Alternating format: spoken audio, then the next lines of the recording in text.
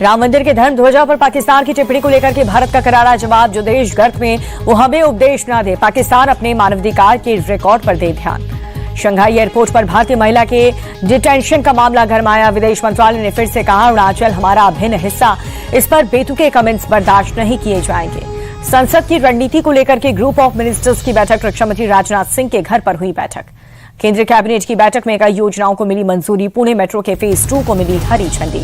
महाराष्ट्र निकाय चुनाव के लिए कैंपेन जारी। सीएम और डिप्टी सीएम ने दिया भरोसा, लाडली बहना योजना नहीं होगी बंद। पश्चिम बंगाल में सुप्रीम कोर्ट का एसआईआर पर रोक लगाने से इनकार। आयोग को सुने बिना रोक लगाने से इनकार। चुनाव आयोग से 1 दिसंबर तक जवाब दाखिल करने के लिए कहा। 9 दिसंबर को होगी अगली सुनवाई। सुप्रीम कोर्ट ने केरल में एसआईआर के खिलाफ दाखिल याचिका पर चुनाव आयोग से मांगा जवाब। 2 दिसंबर को होगी अगली सुनवाई।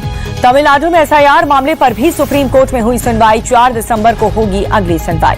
बीएलओ की मौत मामले पर 9 दिसंबर को होगी सुनवाई। सुप्रीम कोर्ट ने बंगाल सरकार की अर्जी पर 1 दिसंबर तक जवाब दाखिल करने के लिए कहा। बीएलओ की मौत पर भी भड़की सीएम ममता, कहा कि जेल और नौकरी से निकालने की धमकी देकर करवाया जा रहा है एसआईआर। वेरिफिकेशन के लिए इतनी जल्दबाजी क्यों है? चुनाव आयोग का कोलकाता पुलिस को अल्टीमेटम। 24 नवंबर को सीओ दफ्तर की सुरक्षा में हुई चूक पर 48 घंटे के अंदर जवाब मांगा। बंगाल में एसआईआर के अब तक 99% फॉर्म बांटे गए हैं। चुनाव आयोग ने दी जानकारी, कुल फॉर्म में 70% फॉर्म ही कलेक्ट हुए हैं। बंगाल में एसआईआर पर बवाल के बीच ईसी का बड़ा खुलासा। बंगाल में 29.63% फॉर्म अब तक जमा नहीं हुए हैं। बंगाल बीजेपी नेताओं ने चुनाव आयोग को सौंपा ज्ञापन। एसआईआर प्रक्रिया में तेजी लाने की मांग। घुसपैठ पर लगाम के लिए वेरिफिकेशन को बताया जरूरी।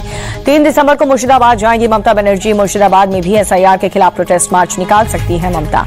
ममता बनर्जी के बयान पर अनुराग ठाकुर ने कसा तंज, कहा कि हार से पहले ममता बनर्जी की बौखलाहट साफ नजर आती है। दिल्ली एनसीआर के एयर पोल्यूशन में थोड़ा सा सुधार। सीएक्यूएम के आदेश के बाद दिल्ली में ग्रैब 3 की पाबंदियां हटाई गई। दिल्ली में ग्रैब 2 की पाबंदियां रहेंगी लागू।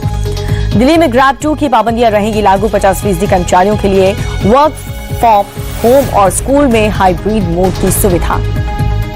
सीएक्यूएम के लोगों से अपील, ग्रैब 2 की पाबंदियों का करे पालन। आने वाले दिनों में हवा की गुणवत्ता बहुत खराब रहेगी। दिल्ली के गाजीपुर में छाई स्मॉग की परत। AQI बहुत खराब कैटेगरी में 363 दर्ज।